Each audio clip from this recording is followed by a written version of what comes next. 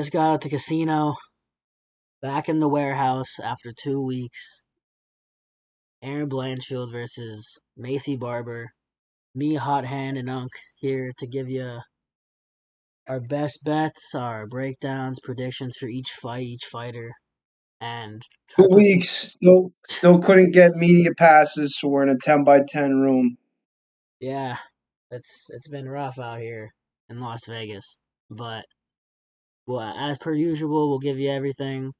Give you as our leans. Obviously, this is before weigh-ins, so nothing is really cemented yet, but we'll give you our best overall advice. This is brought to you by MMA Gems, obviously, and Fade Factor Discord. Free Discord, you can join. MMA Gems, $10 a month, but we'll talk about that later. And we'll get into this first fight of the night. And I just want to say something off the jump. Elise Ardelean, she got the jaddy, man. I sent it to you guys. I was trying to do some film research, and I just look up Elise Ardelean, and I'm like, why is it a bunch of Twitter and OF shit? And then I did my research, and yeah, she got a fatty. But anyway, she's fighting against Ryan Dos Santos here, Ryan Amber, whatever. He has multiple names. She's 4 years older. This fight, you know how these usually start with in the Apex, a mid fight to start the night off. Nothing I really want to touch in this one. Like when I first look at it, but Elise Ardelean, she's she's not 100% focused on the fight game. She's over here doing OnlyFans, twerking on Twitter. 9-7 her career. I don't know how he still had 9-7 fighters on a UFC roster. 0-2 in the UFC. She lost to Shauna Bannon, who's a can, but that's nothing better because Ryan Dos Santos lost to Pooja Tomar, who just lost to Shauna Bannon. So these girls are at these odds specifically, with Ryan Dos Santos being a minus 340 favorite. That's over a 75% implied probability. And when you look at people that I want to put minus 75% on, I'm looking at right now, Amanda. Actually, her odds have dropped. She's at minus 265 as I'm looking right now. So that's still over 70% win percentage. Well, I think she wins because Elise Ardelean is not focused as much as I think she is. And I think it's gonna go to decision. Rando Santos also, to point out, she went to decision with Denise Gomes. So Denise Gomes is a good girl who's been finishing UFC level competition. So that's something to look at. She's 14-8 on her record, 0-2 in the UFC as well. She lost to Alan. Both of her losses are by split decision, so she won the fight in 2 of her fights. Just lost by split. But Denise Gomes unanimous loss in Dana White Contender Series in 2022. She was fighting in Shudo, Brazil at a time. Nothing really that stands out to me, but minus 265. 7, nah, I wouldn't play it. She's gonna be my lean overall. I think she wins by decision.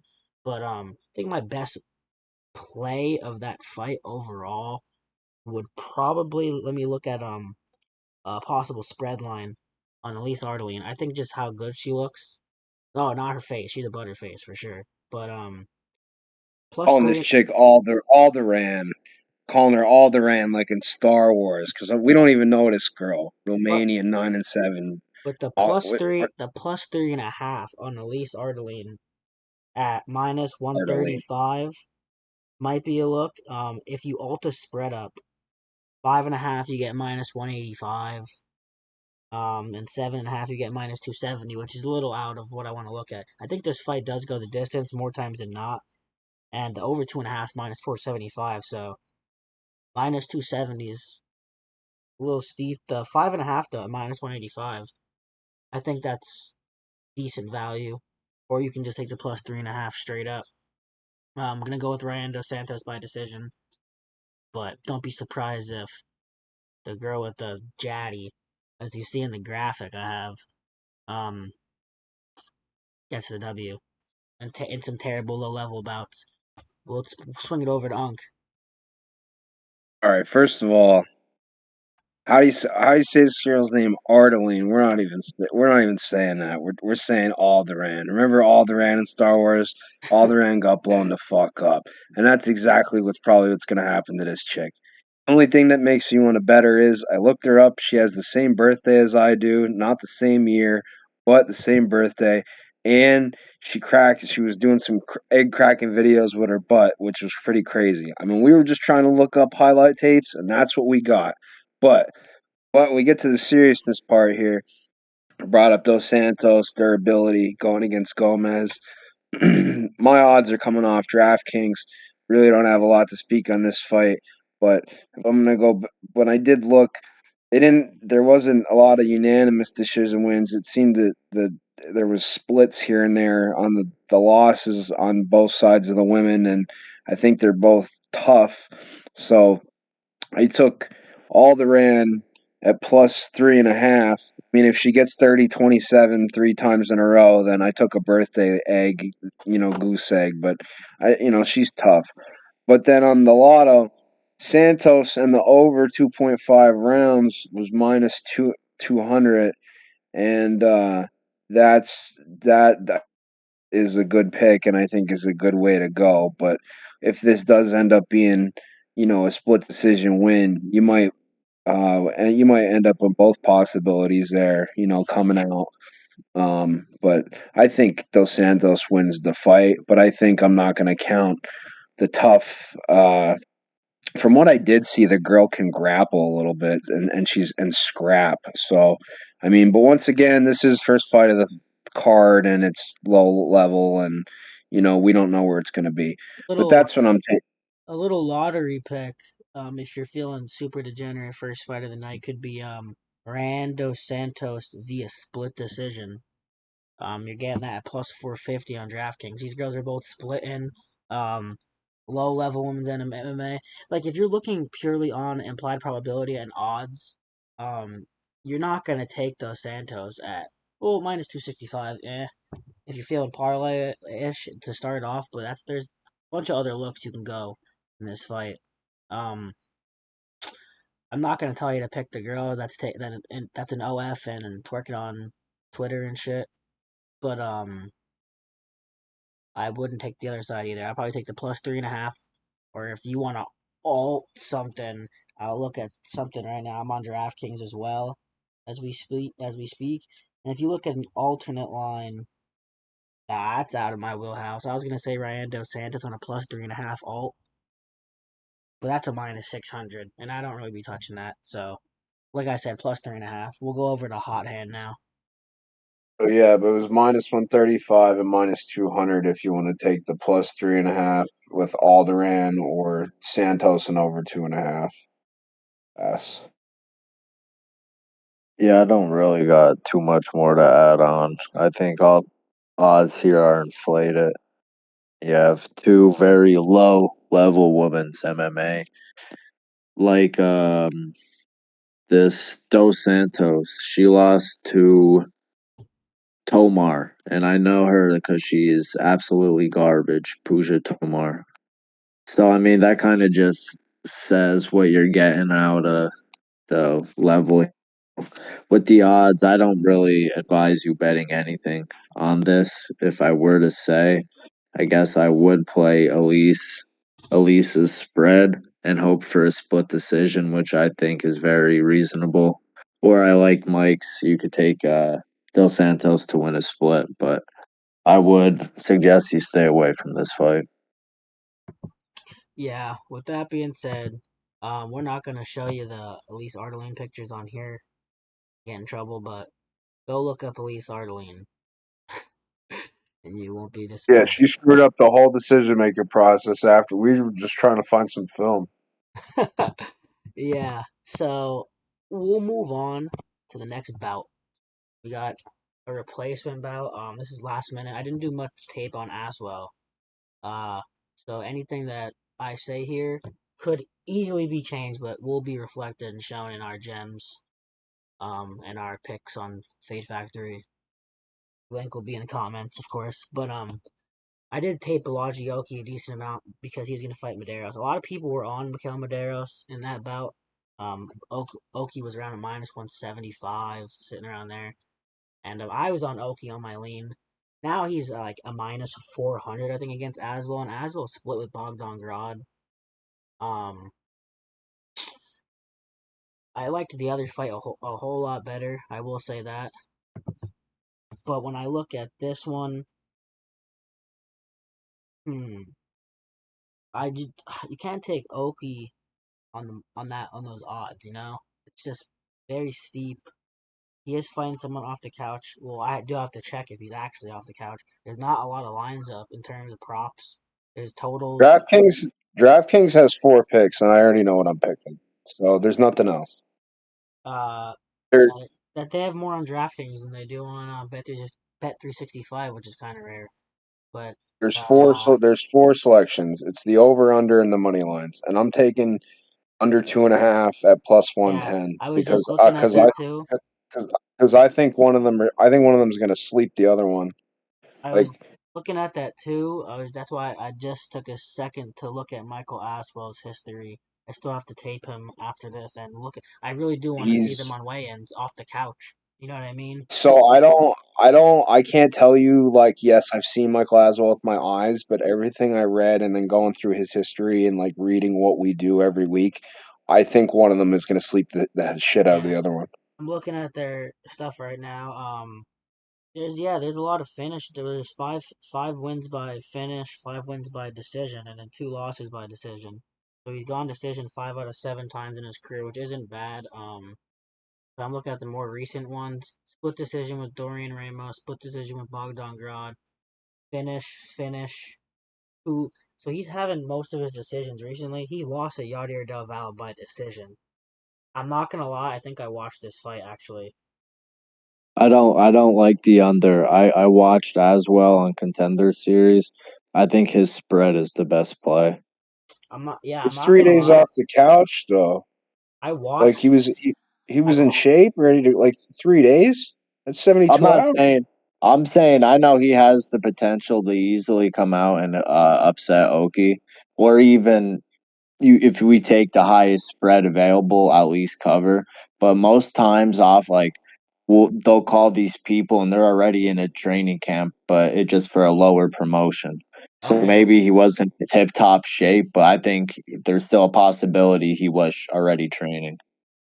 okay. I'm looking. I did watch. I did watch him fight actually when I was taping Yadier Del Valle, that young guy, and Del Valle Loki beating his ass.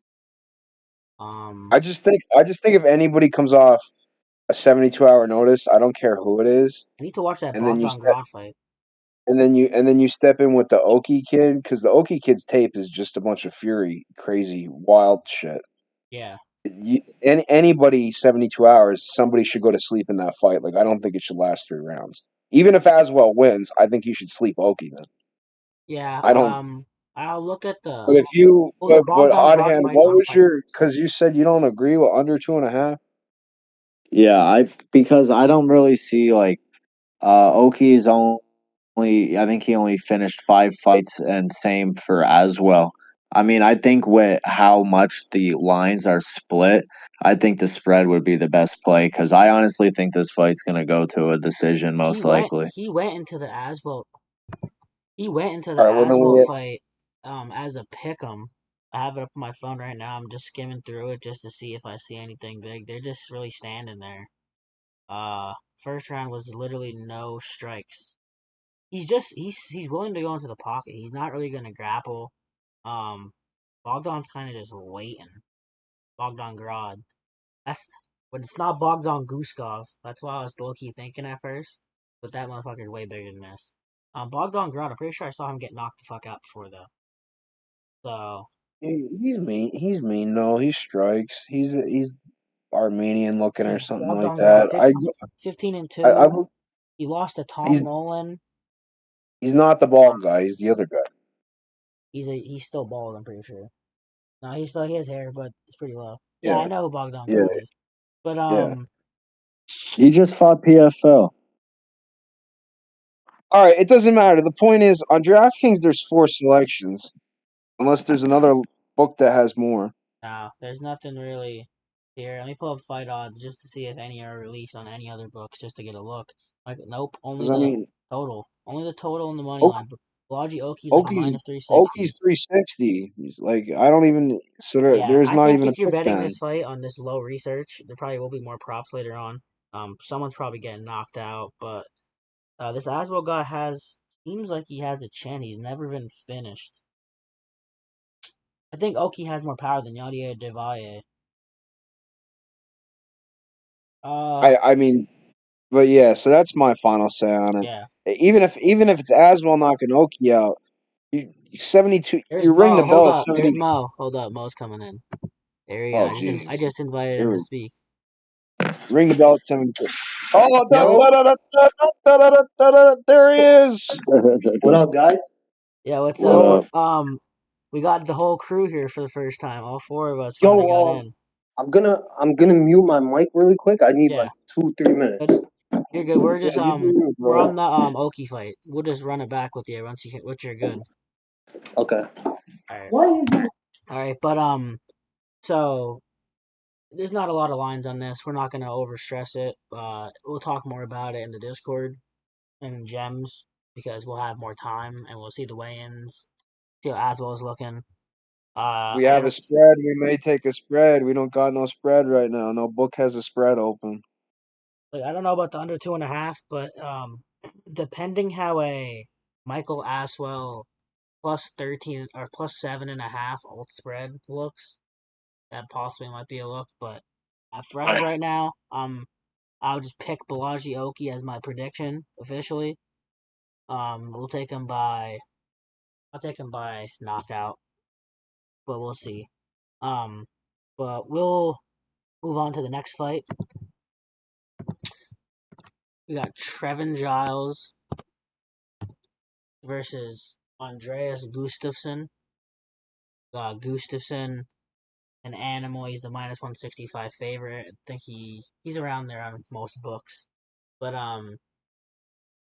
he's strong grappler with a Greco-Roman background. He just pretty much just runs to clinch you up. He doesn't really strike and stand there to strike with you. He'll throw stuff, but it's mostly just to get you close enough where he can just get double underhooks and sit against the fence for multiple minutes. He's not even really too active. He just throws crazy shit. He will get into exchanges, and his striking defense is pretty non-existent. He's big for the division. He's pretty jacked. Cardio is very questionable.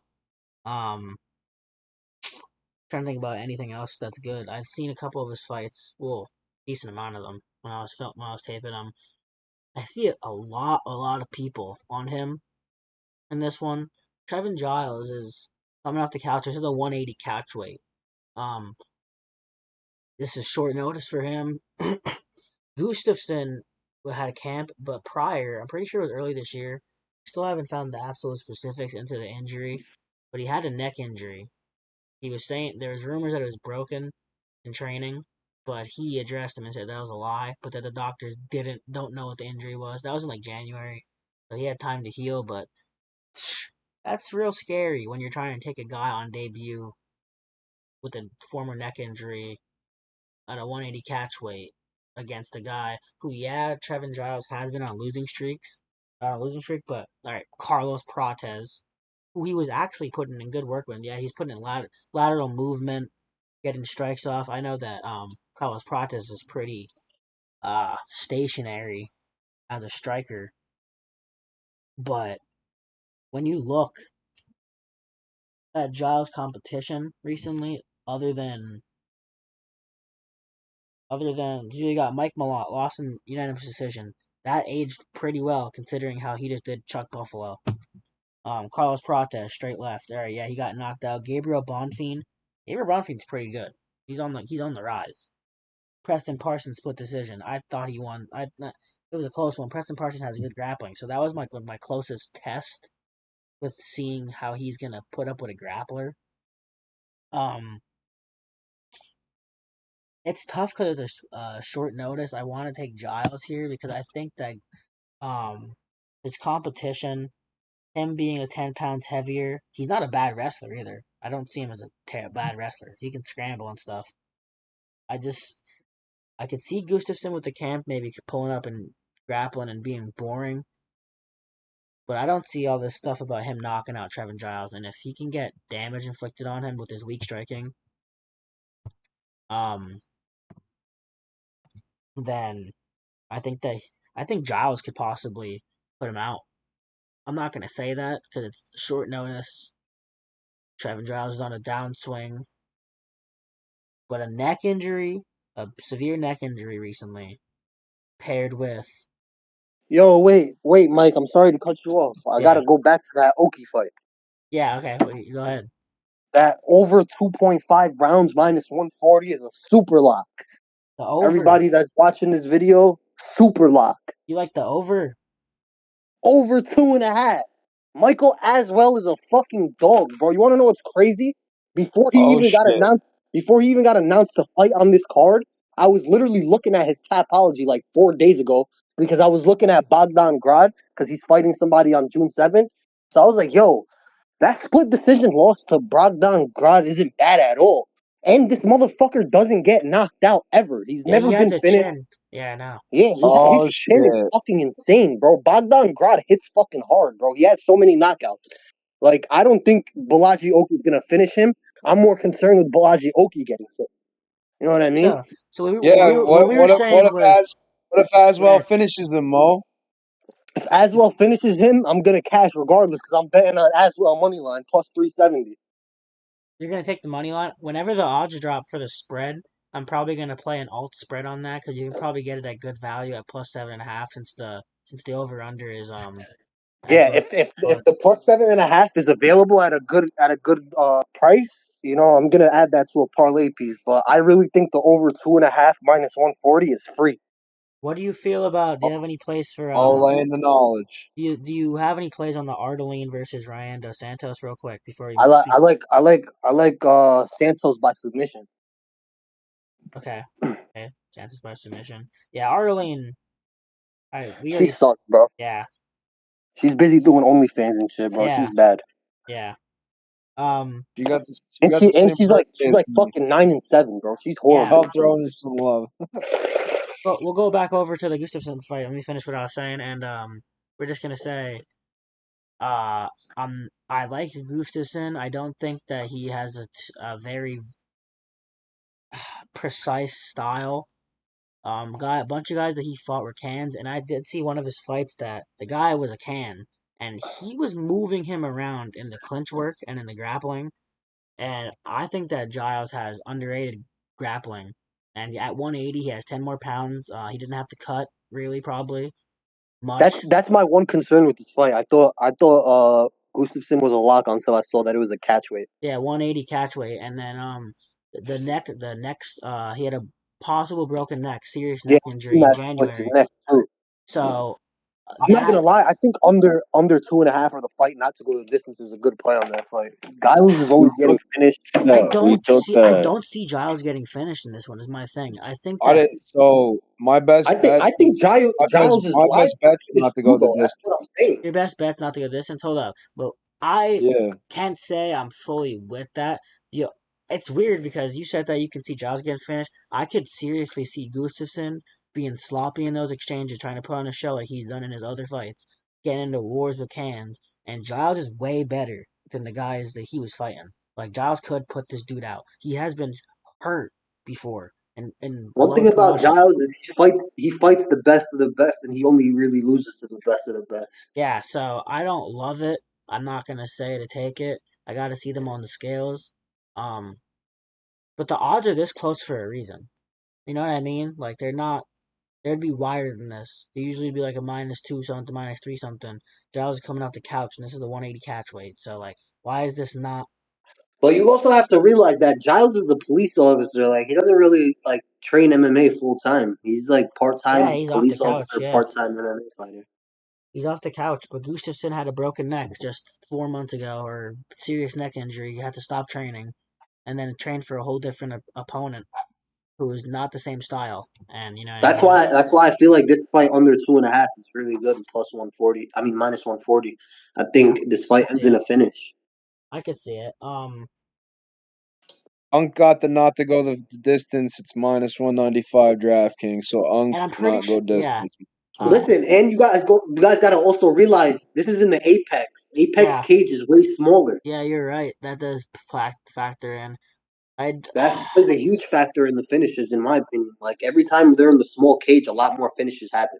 So I don't know what I'm gonna do betting wise, but for my official prediction, I'm gonna be one of those niggas, and I'm just gonna say for Gustafsson with a neck injury and shit, prove it. At 180, Giles is gonna have more weight on him, and I think he can grapple a bit to at least defend, and he's gonna have the better of the striking exchanges. I'm gonna say I'm not gonna bet. I'm probably not gonna bet this, depending on what the odds are. The odds are gonna have to reflect what I think, but I think Gustafsson might get cocky and might get slept in one of these exchanges, trying to close the distance with that because Giles has a stiff jab and a nice front kick. So we'll see. Gustafsson probably gonna win, but there's something in me telling me that I gotta see how they look on the scale. I gotta see how Giles looks on the scales and how he's really looking at Yo, 180. Hot Hand, you're gonna be at the fights, right? Nah, yeah, you know, I don't know, maybe. What, you live in Vegas? Nah, I don't like Vegas. Oh, I thought Mike was saying you were gonna be there or something. Oh no, he was at the casino. That's what we were doing. But well, so what's everyone's lean on this? I have my lean on Giles, I guess for now until I see something on the scales. This is a tricky fight, in my opinion. At first, I thought Gustafsson was a lock until I found out it was a catchweight. So I'm conflicted with this fight. How do you feel, Unc? I'm not gonna take a winner. I just don't think that it sees the judges' scorecards like it's the catch weight, like you're training, you're not training. Like you either got to be in or you got to be out. And then Gustafsson, what that we got? The one thing says his next. I read it. It's not what you guys are just saying. I read it too. I read it. You know, one thing saying his neck's messed up, but they don't know what's messed up. This and that. So it's minus 195 DK, not go distance, and that's what I'm signing off with. Yeah, I like that too. I think that's just. I like the under 2.5 better because like I like taking straight bets and minus 195 is a little steep for a straight bet, but I think the under 2.5 hits. Yeah, I rather the under 2.5 than the. But the thing is, like you guys got to realize with that, like if we take under 2.5, we can also hedge it with whoever we think is going to win, and we put them by decision because you got to look at it. Trevin Giles by decision is plus 400, and Gustafsson by decision is plus 300. So if we take under 2.5 and try to hedge ourselves with one of those, you know what I mean? I've been betting this for 8 years, and I never thought of doing it like that. Yeah. You never thought of hedging like that? Not hedging like that, no. Well, you're crazy. I'm just saying, you learn something new every day, Mister. Listen, we brought you onto the fucking team for a reason. The way that I bet the Magomed Ankalaev versus Alex Pereira fight, I was making guaranteed money no matter what that day. Yeah, it's always because I bet under 4.5, but then I also had what's his name, Magomed by decision for 1,000. I originally had it for 2,000, but then I fucking cashed out and put 1,000 like a dumbass, and then I also had Alex Pereira for decision for $1,000, and they were both like plus 500, plus 600. So I was cashing no matter what. We brought you on the team to get a ring, so let's just fucking get it. Yeah, I kind of like the under 2.5 too for the odds, the value. What do you like, Hot Hand? I'm pretty sure you like a play in this. Don't you have the under 2.5? Or you like it? Yeah, I already signaled that. I think it was like yesterday or the day before. That's the only play that really, really stood out to me. Someone's getting slapped. Giles, bro, was piecing up Rob. Hot Hand always has the shaky. So is Andreas. He, like Mike said, he likes to put on a show. I'm telling you, it's going under 2.5. All right, so there's some confidence over on the under 2.5 here as like a good betting angle. We'll move on to the next fight. Listen. The under 2.5 is minus 140 right now. I promise you, by fight time, it's gonna be at minus 180, minus 166. I promise. I priced the minus. Let me see what I priced the minus 2.5 at. I have it written down. I think I priced the minus 2.5 at like minus 200 when I was making lines. So like it's way better. It's a good value. So you got to take it. That's what I'm saying. By the time fight time happens, it's gonna go to minus 190, minus 166, Yeah, something because I like had it that. at 67%. And it's like 8%. Yeah, that's a good edge. It's a good value play, especially since it's short notice for Trevin Giles.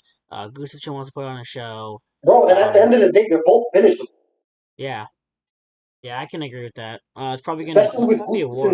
neck injury. Like, what if he gets cracked so hard Yeah, that like you got to realize when you get hit with a good punch, your neck moves in a crazy way. So like, what if he gets hit and his fucking neck gets fucking stiff? yeah, I agree. But we'll move over to the next bout. We got the Monkey King Jordan Leavitt versus Kurt the Hurt Holobaugh. I got big feelings I'm big about on this Holobaugh, fight. but Holobaugh disgusted me in his last fight with that takedown defense. So I got I Jordan got Leavitt destroying him. he I got has big feelings he about this has fight. Fuck Jordan Levitt. Jordan Levitt, bitch ass. Fuck him. but my overall thing. So my breakdown for this. So Jordan Leavitt has some awkward kicks, awkward striking. He's been off for the fight game for like a year and a half. Um, he's a dude who used to twerk in the cage. He has some Yeah, he's pretty good. decently good jujitsu. Um, decently solid jujitsu. His offensive grappling isn't too good. He'd be shooting pretty trash on single and double legs. Um, overall, Shut up. just not not a high caliber fighter. He's mostly known because of the Paddy Pimblett fight where he got beat up. He had a He was good supposed to fight my boy Sel Waddy, and he pulled out because he's a bitch. he got a knockout in his last bout. It was a nice knockout, but he was against the can.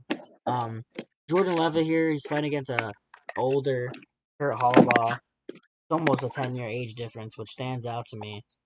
Um, it's just I don't see him subbing Kurt Holobaugh. I I could at the same time because Kurt Holobaugh was going to get risky. I could see either I'm not gonna lie. I think Jordan Levitt wins this by decision because Kurt Holobaugh has some really good submission defense. And yeah. when he's on the ground, he doesn't really look to get up. He just looks to defend the submissions. I like a play in this. It's pretty much the opposite of that. I kind of like the fight. What is it? Let me see what I have here. I think it's the under 2.5. It's just Yo, I think if anybody's talking about Jordan Levitt having better jiu-jitsu than Kurt Holobaugh in this fight, I think that's coming. Me being the grappling guy and coming from the grappling world, I think that's a little bit disrespectful because Kurt Holobaugh's got his own collection of fucking triangles, all types of different submissions, and he be training down with the Gracie South boys down in Alabama and Louisiana and shit out yeah. of his gym. So I that's feel all like I'm saying is like I see a lot of people saying that Levitt's got the grappling advantage in this, and I don't think that at all. Like I think one it's of my close. best one of my best bets is Kurt Holobaugh by sub or Levitt by decision. Yeah. I think this fight's gonna be a bit different than what the overall majority of people are gonna think. I feel like there's multiple And ways Levitt's that the big. He's a minus 230 favorite. Sorry, that's all I got, Mike. I think he's gonna win the fight, but I'm not paying minus 230. That's for sure. I think either one of them is live. I think either one of them's live to get a finish. I really do. It sounds crazy in a Kurt Holobaugh versus Levitt fight, but when you look at the history of Holobaugh before his last recent fights, he's getting finishes. He's catching people lacking. If Jordan Levitt comes in here after a year and a half and thinks he can roll around, he might get caught up in something. And the other way around. Um, Kurt Holobaugh has been taking some beatings laying off his back sometimes. And even the guys he fought in his other promotions, bad losses. He's gotten subbed by Shane Burgos. That's not even, that's a striker. Knocked That's a out. good MMA fighter. But we're talking jiu-jitsu levels. And if he's getting subbed in a transition with Shane Burgos, getting scary. That's average. Yeah. That's good. That's not sub-average. All right. I just think, overall, he has 10 sub victories, 7 KOs. That's a lot. That's a majority of his fights are ending inside the distance. And if you look at Jordan Leavitt, majority of his fights, only 4 of his fights have gone the distance. And he's won 3 of them. So, I looked at a couple lines in this one. I kind of think there's value. I think there's value on the line on the under 2.5 at plus 105. Or no, fight did not go the distance at plus 106. I might take that. I think one of these guys might get cocky. Another play you can take if you don't want to go that route and get risky with these guys laying on each other. I think if we get into a point where they're grappling, it might just be a mirror image of some of Jordan Leavitt's other fights. He's gonna take down Holobaugh because he has negative takedown defense. And he's gonna get laid on. I think Jordan Leavitt's good enough from top mount to not get subbed. So he might just get a boring ass fight like that, and they just lay on the ground, and that might be how the play gets fucked at plus money. But if you want to go the other route, Jordan Leavitt and over 299.5 seconds, or round 2 to start if you have it on that book, better odds on DraftKings. But over 299.5 seconds, which is 5 minutes, that's at minus 135. So you're getting him instead of minus 230, you're getting him at minus 130, which is more realistic to his odds. I think if there's a finish, it'll be outside the first round, but I think that one of these guys are going to slip up. Kurt Holobaugh's like 37 or 38 years old. We really think this guy's. And then you at the other point though, you have Jordan Leavitt hasn't fought in a year and a half. You don't know how he's coming in this fight, and he has a knockout in his last fight. You don't know how he's been training. I think that both these guys are question marks, and that usually, if they're question marks, it usually leads to someone being unprepared and getting finished. So at plus money, I'll take that shit. But if you don't want to take that, you can take the Jordan Leavitt and over 5 minutes at minus 130. What do you like on that, Unc? I mean, shit, I was wrong with my man, Kurt Holobaugh, because I thought I don't hate it. Jordan Leavitt being I don't hate minus it. 230 was a little disrespectful, but like then you pointed out he was 38, and that got me questioning things. But like I said, I don't know. I just think he's getting a little disrespected on the ground.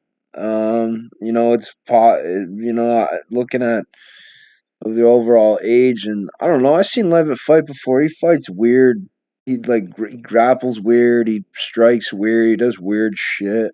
So I could see him, I guess, winning the decision. But I personally just don't like him. I mean, I guess to our MMA audience, though, at heart, like I said, I think Kurt Holobaugh could could get a sub on the ground if they want to start playing the jiu-jitsu game, or I think Jordan Leavitt could control his way to a decision. That's what I think. All right, so yeah, pretty much. So pretty much both of those plays get both aspects of what I was saying too. Because you think Kurt Holobaugh can get a sub, that's the under 2.5, and then if you think Jordan Leavitt could get the decision, that's pretty much the same thing as the Jordan Leavitt in over 5 minutes. So there's 2 ways you can really play this. You could start messing around with hedges because Jordan Leavitt, I think his striking is getting overrated in this fight, and I the value is way off for some of the lines because if you look at so Leavitt inside the distance plus 240, decent value on that. Not a not a play that I love. You could take a round 2 sub at around plus 1,000. That I don't know. You're loving Kurt Holobaugh's submission game. I've seen him get put in bad positions by dudes like Trey Ogden. Didn't think Trey Ogden was bad on the ground. I personally don't think he's bad on the ground. I don't think personally he's don't bad on the think ground, but I don't think he's great on the ground Ogden either. is good on the ground. Think so? Yeah, he's good. I wouldn't say great. I wouldn't say bad. I'd say he's good. He's Yeah, like but if he's we're par. saying he's good, then Jordan Levitt's pretty good. He's around that it's not. I don't know. He has pretty good jiu-jitsu. But what I'm so. I saying just here, and then I know the gym that Kurt Holobaugh trains out of. It's a Gracie Southern division that isn't south enough to go Florida, but it's like the Louisiana Alabama branch. And I know some of the guys out of like the training conditions out of there. So I just in the years, I think he's getting a little slept on, but he no, I is can a agree. lot fucking. He is a lot older. When I ran He's this, a lot. looking through at like the probability and like looking at some of the odds. One line that stood out to me that's overpriced. That's like you're gonna think I'm crazy for it, but for the odds, if you're betting purely on value, um, if you look at Kurt Holobaugh, uh, by knockout, that's plus 600. That's plus 600. The, the Odds. way that they train down there, that's not out of the question. These are like your old school Southern. Yeah, plus We six have hundred, our tough plus six way. hundred is a 14% probability. I think that he can get a knockout at that rate and at least cover that line from a value I perspective. think Kurt Holobaugh is live for a knockout because that's the only way I see him winning this fight. And round 1 and 2 knockout on FanDuel plus 800. So Do you think if Jordan Levitt and Kurt Holobaugh are rolling around on the ground in the jiu-jitsu scrap, you think Jordan Levitt gets the better of him? it's hard to tell because it's been a year and a half. You know what I mean? Since he fought. Well, I don't know if you guys responded to me when I said that. I got a phone call. What'd you say? I said, do you think if Jordan Levitt and Kurt Holobaugh are in a role, like in a scramble in a fight, do you think that Jordan Levitt gets the better of him? I generally I do. I think Jordan Levitt is amazing in jiu-jitsu and taking Yeah. people down. And I also think that Kurt Holobaugh has trouble with defending the takedowns. But Okay. I do like the only way I see this fight playing out is Kurt Holobaugh by knockout in like round 1 or 2 or Levitt by Yeah. decision, honestly. Like I Plus said, Right. 800. I think Kurt Holobaugh's submission defense is amazing. I don't see him getting subbed, but I can see him getting held on the ground because he looks to defend the submissions. He doesn't look to get up. Okay. Seven All right. knockouts. I Seven agree with knockouts in the that. career of Holobaugh. What do you feel about it, Hot Hand? What do you feel about this fight? I don't know. I'm all over the place. I like hollow ball spread because I feel if there is going to be a finish, it is him. Spread is But not a I bad do, bet. but No, it's I not. do, I do also think that Levitt being the younger fighter, that could play a huge role in it. You know, hollow ball's fucking 38. He's almost ready for a cane or a walker or something. And you know, he's been doing this shit for a while, so it's going to catch up to you. And I personally, it's tough to say. I really don't like this fight to bet on it because I could honestly see it going either ways or either way. But I do like hollow ball spread. You could take the fucking Levitt by decision. There's a whole bunch of different shit you could take here, but my favorite's hollow ball spread. Yeah, my official lean is just gonna be Levitt by. We'll juice it up. Levitt by decision. I do like the under 2.5, but that's more of a value play. I just think at plus 105, and both these guys are one's 38, one's coming from a year and a half. One of them are gonna be not on point for this fight, and I think someone's live to get finished under 2.5 or not under 2.5. Fight not to go the distance at plus 106 on FanDuel. I think that's has some edge. It depends where you want to go. Not gonna lie, I think the over 2.5 is a great play. I don't like the value on it. I think that it's a bit juiced. I What think is it? let's see what it is right here because I was looking at the lines earlier. Let me see what I have in my notes. So just looking on fight odds right now, and I just feel like that's the cheddar play here. And oh damn, Jordan Levitt's on the minus 240 now. Over 2.5. You're getting it at He was minus. minus 166 the other day. Yeah, I know. I have him in a couple of parlays for minus 160. Over 2.5 is a bit over minus 150. I don't know. You said over 2.5 is minus 150. Yeah. I mean, that's the thing though. Like with You look at that their type of stuff. numbers. If you look at their numbers, they finish fights. They have way more finishes than they have decisions, especially on the side of Jordan Levitt. Yeah, He's I going agree for with that, finishes. but I also think that styles makes fights. Yeah, and I think that their styles conflict this way, and that one of them's gonna have an opening. They're not just gonna lay down and lay on the ground. And if they're doing jujitsu the whole time, they're not gonna do it for 15 minutes and no one's getting caught. In my opinion, but if they're gonna stay on the feet, so they're gonna get beat up. And none of these guys are strong chins. So I think that if you're getting it at that value, I'm not paying a minus 150 for two dudes that are historically finishing fights earlier. One of them is 38 years old. Um, I don't know. This is fight overall. It's not like I'm over here trying to run to the counter to bet on. But I think I'm gonna play the fight doesn't go the distance in this one. I wouldn't fault you for taking the other side, but I think the value lies on the under. But we'll move on from this bout, and we'll go to Alan Nascimento and Jafel. This is a tricky one for me. I'm not gonna lie. Yeah, it's a good bout. I really think it's gonna be one of the best fights in the night. Yeah, Nascimento's I coming think back I think after this fight has potential to be fight in the night as yeah, well. Nascimento coming back after over 2 years and 4 months of not fighting. We got a battle here between yeah, Union Novial gym for Filho, and then Alan Nascimento's from Shootbox Diego Lima. Rival. That's literally why I lean towards Nascimento because he's from Shootbox, but I Yeah, think but Philo's Philo is from dangerous everywhere. Union Novial. He has Andre Pedneris as his coach. I know that those two are rival gyms. Uh-huh. So like this is gonna be a good bout. But when I'm looking at here, when I'm looking at Philo, he has some aggressive leg kicks, good striking, but he's mostly overall trying to get you to the ground and into his guard and do some traditional jiu-jitsu. He's pretty wicked with it. He's looking for subs anyway, any way they can get That's it. the thing. I don't see this fight ending in a submission. Submission? No, I think they're both well equipped. I think they might be putting each other in dangerous submissions or dangerous like positions because they're gonna be Yeah, wanting. I don't think they get the sub.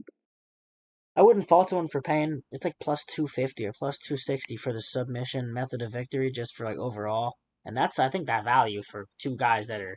It's like 20 something combined wins by sub, and You gotta Philo's realize been though, when subbed. it's two guys like that who are nasty ass submissions, they usually cancel each other out, bro. Philo's been subbed by a guy who has way less jiu-jitsu than Alan Nascimento, though. But overall, right. what? What's up? Says fucking I got not Cemento. I got the other guy that Philo. yeah, I got Filho. So like there's a contingent on what I'm about to say. So for right now, I got Philo, but he's smaller. He's smaller than Alan Nascimento. They both fought at 135 before, but like Alan Nascimento is a little bit bigger than him. And if he looks, I don't know how he's gonna look after 2.5 years. Yeah, that's why I like to do these predictions after I see them on the scales and everything. Like, see how confident they are in the face-offs. You know what I That's mean? where that's where the locks come in. That's where the Discord. That's where the information is coming out. But as a pick, most people do picks like Tuesday, Wednesday. I don't know how they be doing Yeah, that. I hate that honestly. But as of right now, I would probably lean. I'll fucking lean with Philo right now. But if Alan Nascimento is looking a decent amount bigger than him in the face-offs, I might pick swap. I think I think Philo. Philo's hands are better than Yeah, Nascimento's I was just too, about to say that. I think Philo has the better striking. and I think he got more power. He's more active in the striking. I think that he has more volume. Nascimento, even though he's shootbox de Lima, I feel like he's the slowest of the shootbox de Lima guys that I've seen in the volume. Besides like Ian Gary, like he's not the guy running at you like a Willie Cat or someone one of those. So and he puts himself in vulnerable positions. When I watched him fight Jake, he's in PFL. Jake Jake did amazing Hadley. his PFL Jake debut. Hadley. Hadley. Jake Hadley. Yeah, I saw him watch him fight Jake Hadley, and Jake Hadley put him in some. Jake Hadley's some decent jiu-jitsu. He put Alan Nascimento in some scary positions. Hey man, you seen that twister on PFL? Don't The sleep on it. Scottish Twister. Yeah, but and also That shit was beautiful. everyone talks about the split decision with Tagir Ulanbekov. I don't think that was a split decision. I thought it was clear Tagir Ulanbekov W, and he almost got subbed by Tagir. He was in a mounted. I didn't watch that fight honestly. So Yeah. I don't know. Once I saw them once I was looking at his history and I saw they fought, that's the first fight I wanted to see. But I lean Filho right now, unless Alan Nascimento is a decent amount bigger and has been. And he's Looking at the solid. Tapology, I lean more towards Nascimento because I Yeah. seen that split with Tagir, but like I said, I didn't watch that fight, so I don't really know what happened. It was not a split. He lost. It was clear 29-28 and Who were the arguably judges? 30-27. Where was the fight at? Well, let's see what the card was. I don't even know. I just watched the film earlier today. You gotta realize those judges and where it's fought at, like that plays a huge play, bro. Like that takes a huge effect into it. Let's see where it was. It was probably like that Mateus Gamrot fight versus Dan Hooker. If that fight was in Abu Dhabi, Mateus Gamrot won the whole day. Where was this fight at? Let's see. This was in. I bet on Hooker. Hooker cashed me out at like crazy. plus 300. It was in the UAE. He was plus 300. I remember that shit. It was in the UAE. It was? Yeah. And they gave it a split decision? Yeah. What the fuck? Yeah, honestly, that should tell you something then. No, I don't think the fight was close when I watched it. It was clear that he won a round though. The other one, there was a round of nothing. Okay, so it was clear that he won a round. Were any of the other rounds close? One of them, they did nothing. They just laid on the ground. Like who had control time though? Tagir Ulanbekov, that's why he won the fight in my eyes. But I guess since Alan Nascimento, I think he was like striking off his back. They gave him, one of the judges had him or something. I don't know, but I don't think it was a split. I think he lost the fight, regardless of the fact. If he's big on fight night, I might, or not fight night, on tomorrow weigh-ins, then I might pick swap. But as of right now, I'll take Filho at plus money. His odds are shrinking now. Yeah, his odds have been going down. Yeah, what do you have? Nascimento opened up like at a minus 215 or something like that. Yeah. What do you have, Unc, on this fight? All right, so this is a fucking grappler's delight, as Hot Hand said at one point today in the Discord. Basically, I think Filho has it. He's been more active. I think that he's the jiu-jitsu, like most said, might cancel each other out. But like when I go back and like really look at these guys grappling, I think Filho is just the better grappler. Now this is like and like we always say, like, oh, what's like a crazy contingency, like of like what could happen in these fights. I could see like a very, very small percentage, and I wrote it up as part of a parlay piece where you get Filho by decision or Nascimento wins by KO, just because like there has been flashes of Nascimento's career where he like has tendencies to throw decent striking, but like I don't know, he never like teams it together. So ultimately, I'm rocking with Filho. It would be great to see the weigh-ins, like you said, and I also have a possibility out there of Filho either getting a sub or playing around with a decision, and then Nascimento by the small slim of KO. I think that comes out to like plus 335 or something like that. I think it's Filho by submission, and Nascimento by KO is like plus 335. But that's just like, something small to, ponder of the realm of possible situations. But I'm rocking with Filho. I'm rocking with Filho being able to get the decision. Right, decision, yeah. I'm just looking at the at the what I have for like the probability. They're both sub guys. It's probably gonna cancel out, but they're both probably gonna be looking for them. So what do you have on this, Mo? Or Hot Hand? What do you got on this? I mean, we have two high level BJJ threats, so I automatically think they're canceling out. I think this fight's going to be determined on the feet. We'll in between the exchanges, we'll see a takedown. We'll see a crazy scramble. Maybe we'll see like a flashy like roll into like a guard, and then he'll get out of it. I don't really see this fight going into deep control time, but the strike landed or significant strike landed prop, depending on what the lines are. I would kind of more go look more into it, come weigh and see how everything's looking. Because as the money lines are, I'm iffy on this fight. I don't think the fight's going to be a under, so I think it's going to go to the judges, which I think they're going to throw in. Yeah, I'm looking right now at those Gonna odds. To go the distance, you're looking at like minus 120. These guys are both finishers, but that might cancel out. But this is a rivalry fight if you think about it. The rival gyms, or Union Noviao and Diego or Shootbox Diego Lima. One of these guys Oh, I forgot about that part. That throws another kicker into it. And I think that one of them might be trying to sub the other, like for a rivalry point, since they're both high level jiu-jitsu guys. Both of them are they have like a combined like over 25 subs. And they're Brazilians. Yeah. Like they're Brazilians. Not American Brazilians. They're Brazilians. This fight has a lot of angles you can look at it at. I'm looking at the fight, the round props right now. Filho Nascimento. You're getting Filho at like plus 130. It hurts because you didn't get him earlier when it was better odds. Will the fight go the distance? Yes is minus 128. No plus 100 on FanDuel. Uh, I'm taking Filho right now. Nascimento's gonna have to go big. Give me 1 second, guys. I gotta make a couple phone calls. You're good, man. Just we'll Still gonna catch. be in here, but I can't hear. You're good.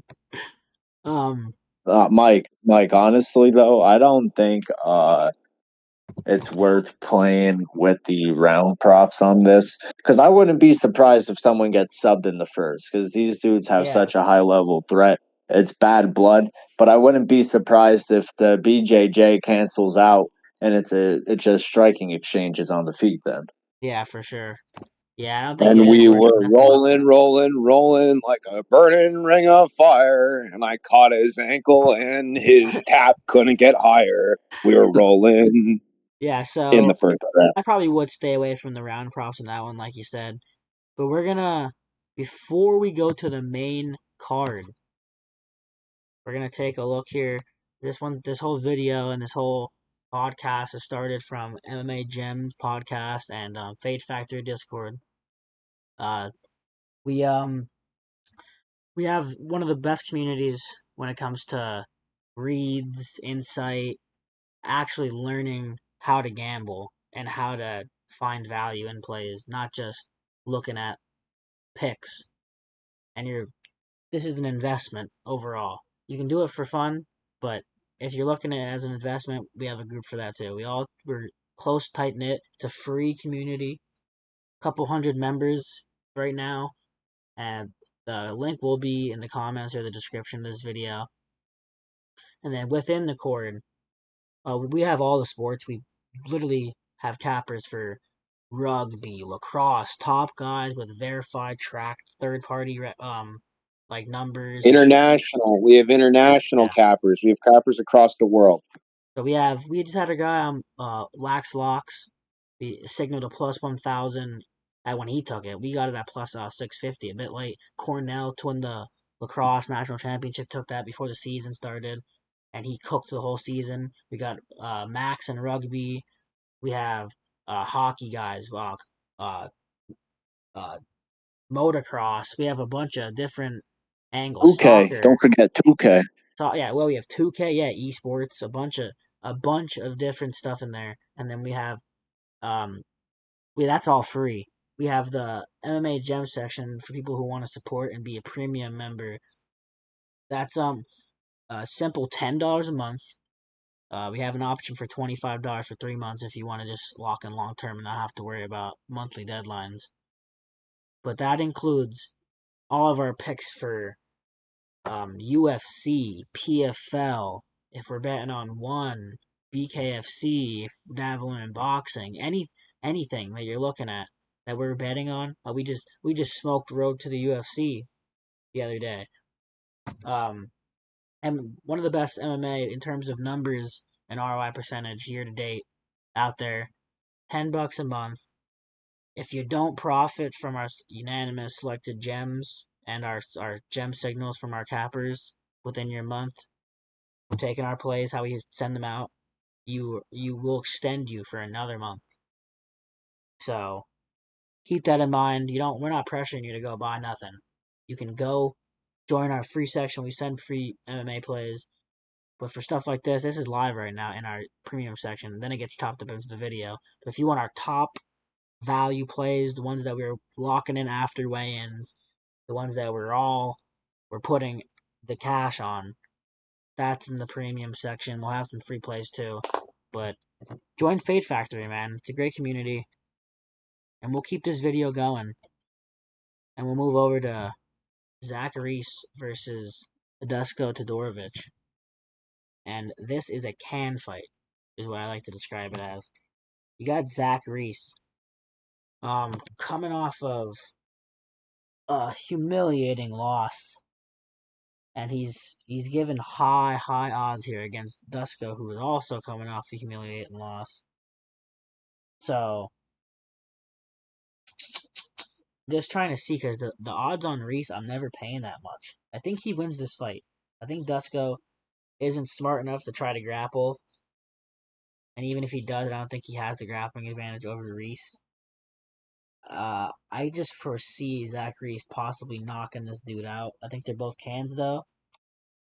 I don't like this fight whatsoever. I'm trying to look at possible angles that you can play this at. And Reese got knocked out by Azamat Bakoev, who is solid. Got knocked out by Cody Brundage, too. What is the odds on this fight like to end in knockout? Let me see. How fight will end knockout? Wasn't the Brundage KO a slam? I think it was a slam or like a lucky hook It or says slam and something. punches. Slam and punches. But Yeah. knockout TKO. How the fight will end is -195. Reese by knockout +100. I don't think he gets a knockout 50%. Like, I don't know. That's a tough line too. Dusko Todorović by knockout +440. There's a little bit of value there. I'm taking Reese as my overall pick by knockout. I don't really like the value on him. I don't think he's proven to be this high of a favorite. I just don't see it. I'm not gonna lie. I'm taking Reese by KO too. So yeah, Reese was my biggest lock of the night at first, and I was watching the media day, and it looks like Dusko got his head on. Like he switched teams, he switched fight camps. He's at a new gym. You know what I mean? Like he was acting pretty confident. I don't know, but I could say the same for Reese. Reese was acting very confident. He was taking that loss in his last fight very well. Like he was like the things he was saying, you could just tell he's ready. You know what I mean? I think honestly, like I'm not gonna bet this card straight. This fight straight. Besides round 2, like I'm just gonna take round 2. You know what I mean? For somebody to get a finish in round 2. What are the odds on that fight? Plus 400 on that. That's what I'm gonna take on this fight. That. But I'm also thinking about putting Reese in a parlay.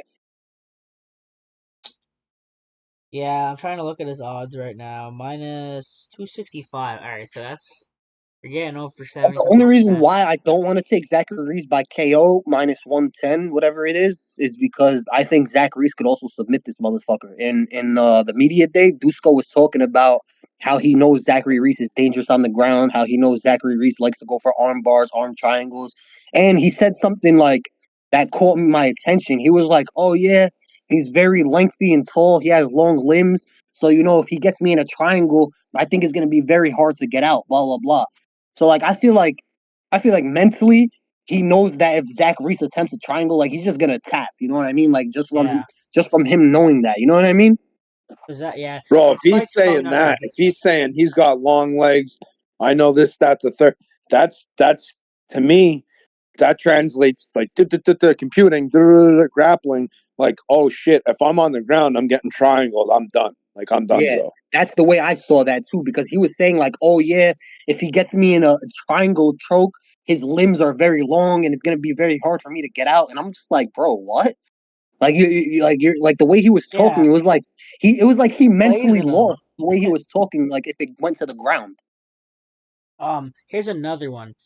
If you don't want to worry about the knockout prop, you can take Zach Reese round 1 or 2 at minus 140. That's on FanDuel. Yeah, at that point, I'm just taking Zach. I'm just taking round 2 finish plus 400 because I think somebody gets a finish in round 2. So I I think think he can both get of them are swept going to off the come rip. out hesitant because Dusko is on a 3-fight losing streak, gets finished pretty often.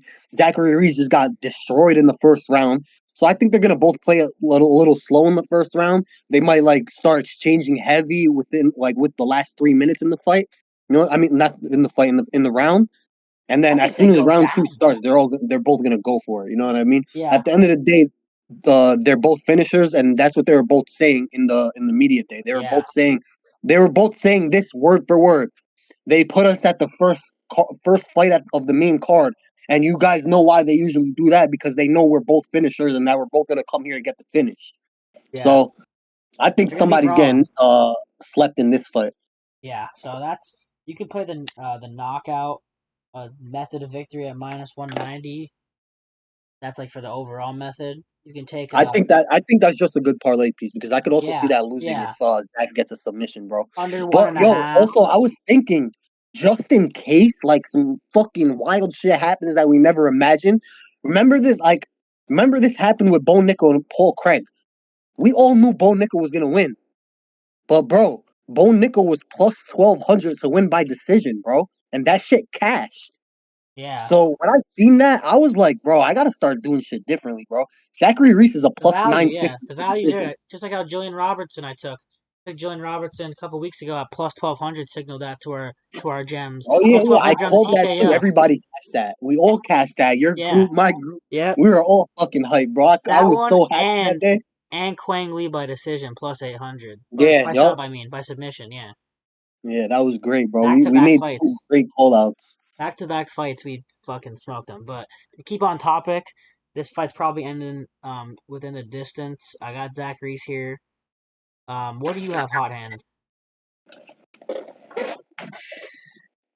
I like Zach Reese. I think he finds the knockout, but uh, I would play an under because I think they're both very deadly. Depending on what the line's looking like, is whether I'll take under 1.5, under 2.5, or just fight to end the KO. But with the odds, I really don't like Zach Reese, how he's upwards of minus 250 considering the threat in front of him. I think the best play is somehow taking an under, and then like Mo said, hedging with a Zach Reese by decision. Either way, I Yeah, see bro. Zach Reese And you know what I winning, but mean? I don't You don't think even his have to money hedge line's it with a worth it. lot. You just put the amount that you have on your other bets that'll win you your money back. You know what I mean? Yeah, just in case you That's get that's fucked. Exactly, I usually like to exactly. do that because, like, what are the odds it actually does go to the decision? You know what I mean? Yeah, you could. Let's see what the line is for to fight the end in points is plus 450. If you take Zach Reese by points, plus 900. Oops, so it went down. It was Yeah. plus 950 last night when I checked. That's on FanDuel where I'm getting those. I'm on DraftKings. Yeah, it might be different there. I just be poking around. I'm gonna check right now if they Yeah, dropped check it. that. I'm checking 365 right now too. Yeah, it's plus 900 on DraftKings too. Yeah, and plus 900. That's So it went down by plus 50 I just feel like the odds of that overnight happening. too, and this is still only Thursday. Yeah, plus 900 is pretty ridiculous for a favor of this size on any type of method. And if you're Yeah. looking at it on, yeah, it's plus 850. No, it's plus 800. Oh, and one thing I want to tell you guys, when I was watching the media day, Zachary Reese also said he quit nicotine. So that helps a lot with his Yeah. gas tank. Yeah. Yeah, that is a no. Yo, you were vaping while fighting? That's fucking crazy. Bro, all these motherfuckers smoke and fucking do Zyn, all that shit. Now the Zen I could see, but like vaping, bro, that's straight to the lungs. Yeah, I don't know, bro. I don't think he vaped, but I think he smokes cigarettes. He looks like the type of guy that just Carlos crack a beer and Prates. smoke a cigarette. Yeah, Oh someone's yeah, blue getting put collar out. as fuck. Someone's getting put out in this bout, but you can definitely hedge and make your money by taking Zachary's and some type of hedge with like points to go the distance or to for Zachary's to win. Zachary's win by points. You can take it either way. We'll move on from this fight because this fight's pretty trash. Move over to Which fight? the fight that we're about to pick right now is pretty trash. Ketlin Vieira versus Macy Chiasson. Hell no, bro. Macy Chiasson is gonna fuck her up. You think so? Yeah, she's gonna. I'm on Macy. Yeah, I'm on Macy Chiasson. I win Macy as well. So am I, but I don't love it. Yeah, I'm not majorly confident, but with those money line odds, I feel like you gotta play one. The way Ketlin Vieira made what's that old bitch's name look? I'm looking at the one who just fought. We expected her to get a couple of takedowns, and she got her ass whooped. Kayla Harrison. No. She just fought recently, like 2 weeks ago, against that Brazilian girl. She was a favorite, and she lost to the underdog. Remember? Miesha Tate? Yeah, Miesha Tate. Yes. Caitlin Vera made Miesha Tate look good all over again. And Miesha Tate is like 40, literally. She beat Miesha Tate, and that was 4 years ago, though. I know, but Miesha Tate was doing really well that fight, if you remember. Like, it was actually a close fight. I'm just looking at her fights. She beat Holly Holm. But I also do think that if Macy wins, she's going to win by decision because Kayla Harrison couldn't even finish Ketlin Vera. Yeah, 11 out of her 18 fights have gone to decision. Vieira's fight. She has 4 subs, 2 knockouts. If you're looking over at I don't see her getting a sub on Macy, and I definitely don't see a knockout either. Yeah, if you're looking at Chiasson's recent fights, Mayra Bueno Silva, she's low-key has no type of tank whatsoever. Hanny Kianzad, let me see her. I remember her. She's alright, I guess. Norma Dumont, split decision. Irina Aldana.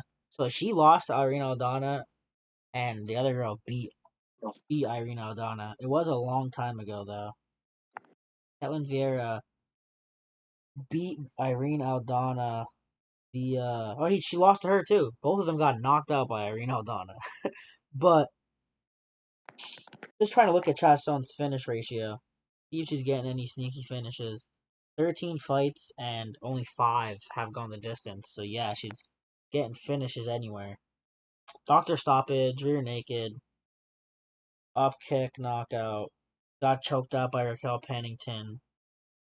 What are the odds on the round props in here?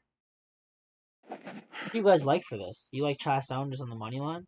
Yeah, I like Macy just money line. Honestly, I think first of all, she started off as an underdog, and now she's the favorite. I like Macy.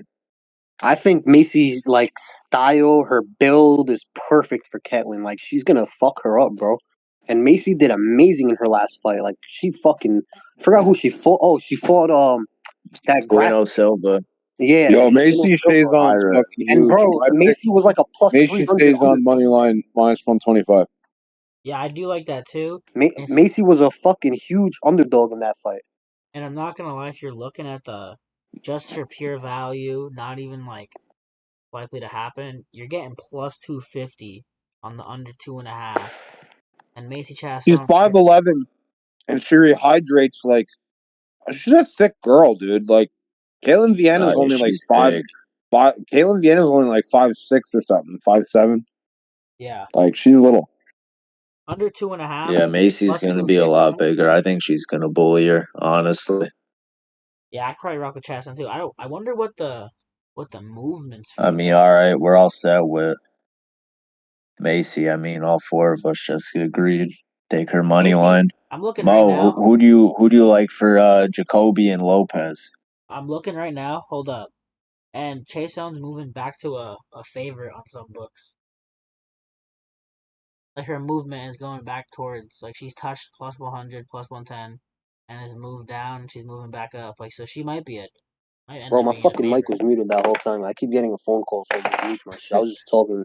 I thought you guys were listening to me. I've done that a Quiet. bunch of times, bro. I've Fuck. done that so many times. What's it called?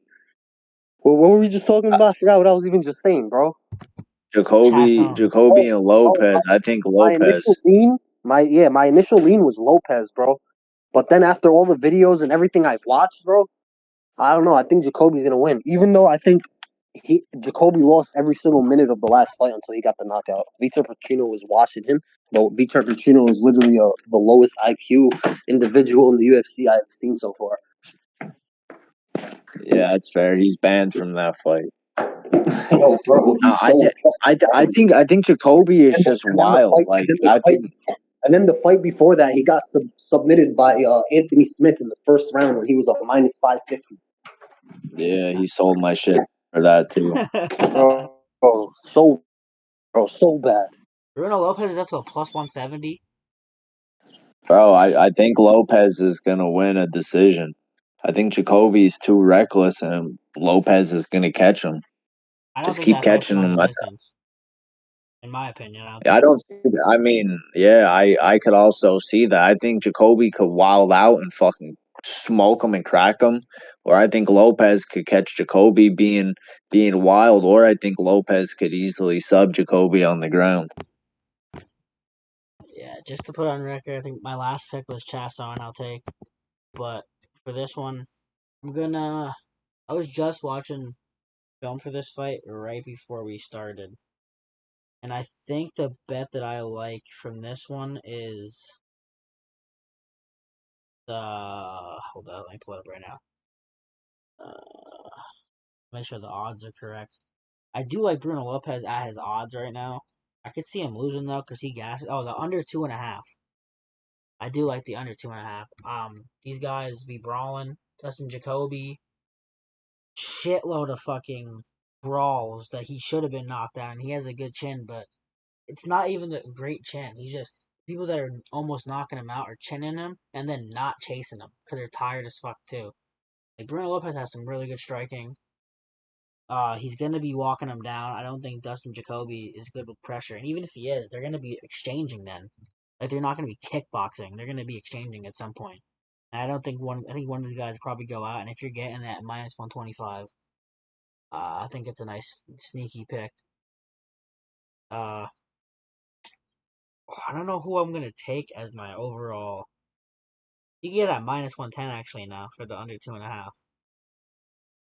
I'm abstaining from this whole shit. I don't want nothing to do with any of this because I can see every possible scenario happening with all them being reckless, getting clipped, subbing each other on the ground, decision. So I'm out of this whole thing.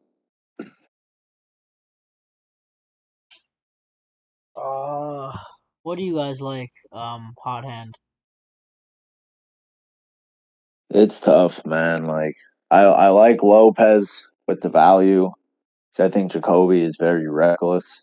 And I mean, Lopez is more like stiff and more technical and isn't really going to be taking the risk that Jacoby is going to be entering in the pocket with. Like, I think Lopez could easily time a big, like him trying to overhand or something. He hits him with a double, gets the fight to the ground where Lopez is going to be a clear have a clear grappling advantage. So I like a under. I do think Lopez wins. I like Lopez if you're gonna play a money line. I mean, I'm not 100% confident on Lopez, but I do lean him or the under, like you said. I like both of them. Yeah. How do you feel about it, Mo? If you're not in a call right now. he's probably in a call. Yeah. Then I'm just trying to look right now to see if I have anything in my notes because I was watching film for this pretty recently.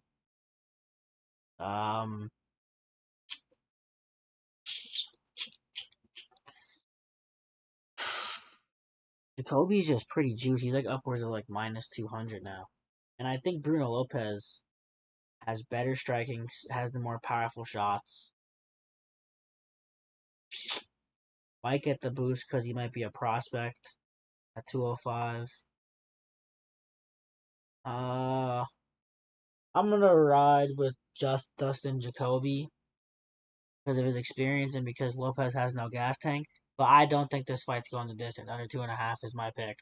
Because if you look at their history of their fights, they're not like Dustin Jacoby goes to decision at least a time, but he has like 13 finishes. So like it's not even like he's out here like decision merchant thing. Like merchant. He has like 30 fights. So he's gonna have a lot of decisions. So yeah, he's 30 fights on the dot. He has 13 knockouts, and he's been finished. So there's been a finish by knockout 15 times, already half, and then submission. There's been 3 results by submission. That's 18 fights by finish, or wait, hold up, 19 fights by finish, out of. Well, he had a draw at one point, but yeah, so 18 fights by finish out of 30 professional. That's Dustin Jacoby. And then if you look at Bruno Lopes, he barely even. He's been a decision 3 times out of his 15 fight career. So that's 1/5 of his fights. And unanimous against Magomed Gadzhizulov. He was beating the shit out of Magomed. A fraud. Decision all the way back in 2015. That's 2 decisions. I'm trying to see where the decision was. Unanimous. And yeah, so he's mostly just getting finishes. Round 2, round 2, round 1, round 2, round 1, round 1, round 1. They get knocked out RoboCop in the first round. Under 2.5 at even odds, damn near. Yeah, give me it. I'm done talking about it. Let's. What are you guys like? Well, I think pretty sure you already said. Why are you abstaining from it, Unc? Because, all right, Dustin Jacoby can get a knockout win, a decision win, or on some dumb shit, get a sub win. Bruno Lopes can get the exact same 3. And I don't see like I think Bruno Lopez's like skill as a fighter is better, but like I think there's some people that have like the dog and like that can overcome that little bit of skill gap. And then I think there's other people where it's like that guy that going to the Canadian fight, the American guy, like there's no way that his dog was going to beat that Canadian guy that flatlined him. Do you remember what I'm talking about the other week? Matt Malott and Chuck Buffalo. I'm back. Yeah, so I don't think that Dustin Jacoby's like that is like overall great, but Bro, yeah, I don't know why everybody keeps underrating him. So I can see it happen on either side. I mean, that's why, like, I just don't want to pick a winner. I just don't want to pick an outcome. Like, I don't really know. Like, I can see Bruno Lopes being an athlete. I can see Dustin Jacoby being like a straight up fucking bully dog. So I don't know. Gun to your head, who do you pick? Gun to your head, who do you pick, Unc? Bruno Lopes. Right. Who are you picking, Mike? I think I picked. I said that I don't really want to pick someone in this fight.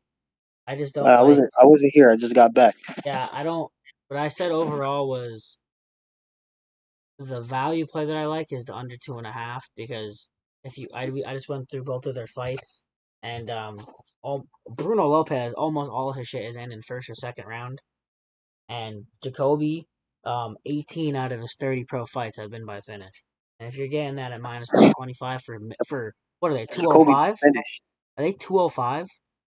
So like, yeah. How many times has Jacoby been finished? Been finished? Not Not a lot. I think like 4 or 5. But he's getting a lot of finishes. I think it was 4 or 5. I just had it up. Yeah, 2 knockouts, 2 submissions. Yeah, so. But if you look at his record, he's not getting knocked out by. Or he's. Bro, hold on. Azamat didn't knock him out? That's Azamat Murzakanov, yeah. Yeah, I don't think he's getting finished then. Yeah. Like, unless it happens in the first round, he's not getting finished. He got And Khalil Rounds he got didn't knock knocked him out out. by Dominic Reyes. He got knocked out by. What does he get knocked out by? Boxing. He's been finished by some cans. He got knocked out by some random guy in Bellator who's 21-10. Yeah, so like we're not acting like he's walking around like Kevin Gastelum. So, but he got knocked out recently, within the last year. Within the last year, he's been knocked out. So in the first round, he knocked out Vitor Petrino. So that's already 2 fights that would have hit the not to go the distance, right there in his last 2. Bruno Lopez, you look at his shit. He's only been to the distance 3 times.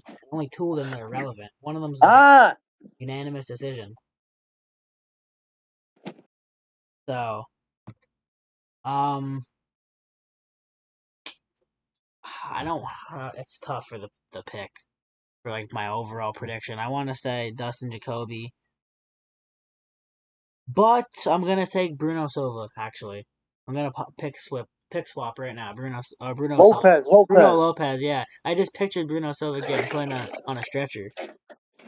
But yeah, Bruno nigga got Lopez. fucking murdered. I don't think the fight's going to the judges, despite how the odds are looking. So that's my pick. I think we already went through everyone else, and we're gonna move on to the not the co-main. Reese Brahimaj and Billy Ray Goff. This is a short. That's our boy Brahimaj, Mike. Tell us about our boy Brahimaj and our boy Billy Ray Goff. I fucking love Brahimaj. What do you know about Brahimaj, Mo? What do I know about Brahimaj? Bro, first of all, he's from the Bronx. He lives like fucking 20, 30 minutes away from me. That's number 1. Number 2, he's a Muslim Albanian, and he chills with a lot of Palestinians. And number 3, in his last fight at MSG, I was there, and the way he just, like, I was betting on him regardless. He was a plus 155 underdog. I ended up putting $2,500 on him by accident, like, while I was watching him run out, because I had the money typed in, and then I looked up, and he just sprinted out, and the fucking bet just placed by accident. And in my head, I'm just like, fuck it, it's meant to be. Bro, he comes down and he fucking sleeps this dude in the fucking first 2 minutes. He slept Mickey Gall. That was his only finish that wasn't a sub. At 170. That wasn't by sub. That was his first KO. Every single one of his wins are by sub. He's a finisher, but that was his first KO. He has a bunch of subs. He just subs. It's only his one. All of his wins are by sub. I think Billy Ray Goff has the striking advantage by far. But like, if this gets to the mat, it's over for him. Even in media day, this dude Billy Ray was saying, he was like, once he like gets to the ground and he like starts overthinking and stuff, that's when he starts making a lot of mistakes on the ground. But he was like, oh, if I have a clear head and I just keep focused, like, I don't think anything would happen on the ground. But he was saying, he's gonna get swarmed. Yeah, he was saying once he's on the ground and like his head is not like there, like he's not really like thinking like that, like he gets. So I got to go back and see what he said exactly word for word, but that's basically what he said. He was like, once he's on the ground and he's not really focused, he's like not really doing that well on the ground. But he said like if he's locked in, he doesn't think he'll get sucked. I really want to take Brahimaj after that shit that he did against Mickey Gall. Mm-hmm. Yeah. He cashed huge that day. Huge. He fucked us big that day. That's why we remember it. No way. You took Gall that day? Yeah, but that's only because it was only because I'm about to go to the bet exactly. I'm pretty sure it was short. It was short notice. Mickey Gall never was subbed before, and something about he's never had a knockout, so he was only subbing. It was all first round subs, all of his shit. And we're just like, all right, he's not getting subbed, but we didn't think he was about to get knocked the fuck out. Thought if anything, it'd be a competitive, like maybe a decision. Yeah, Brahimaj came out and flatlined him. Like, none of us I'll picked tell you that right now. Look, I put. Hold on. Mo, there's no way you would have thought that either. Brahimaj first round, flatline No, KO. no. I just put him money line. I put 1,500, not 2,500. 1,500 plus 154, and I won 2,300 profit, 3,800 payout. Jesus. Yeah, well, this time I'm gonna try to maybe go Brahimaj. I might take it. I'm trying to look at the over. One of the overs in this fight. Like an over. The over 1.5. Taking a look right now. Where you at, hot hand, with these two cats? Yeah. Take over. I'm looking for odds. It's either going to be a Billy Goff KO or a Brahimaj sub. That's how I'm feeling. I agree. I know Goff got good wrestling. I'm pretty sure he comes from a collegiate. Look in the chat. Where's the chat? I think once, Brahimaj does land a takedown, that he's going to be in dead. the MMA. Look in the MMA Premium Lab shit.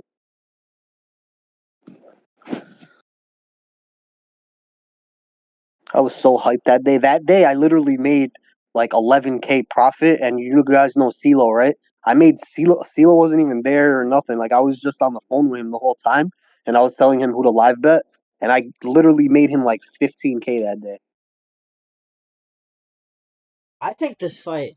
I think that Brahimaj, like this, most of his fights don't leave the first, and if he leaves the first, he usually loses. I don't know why, but I'm liking an over in this fight. It depends how big Brahimaj is. Because Billy Ray Goff has the striking advantage, and it's going to be pressuring. If it gets to the ground, yeah, Brahimaj does have a good sub arsenal, but Billy Ray Goff isn't a slacker on the ground either. He's going to be able to most likely get back up. A 6-year age gap, too, stands out to me. They're both on short notice for their opponents, so I can't really say much. But they both had camps, if I'm not mistaken. The odds are inflated. I'm not taking Billy Goff that steep of odds. I do think he wins this fight. I don't think he's gonna get minus 350 on I'm probably gonna look at an over, like an over 1.5 or an over 2.5, maybe round. Holy shit! Over 1.5 is minus 165. I kind of like that.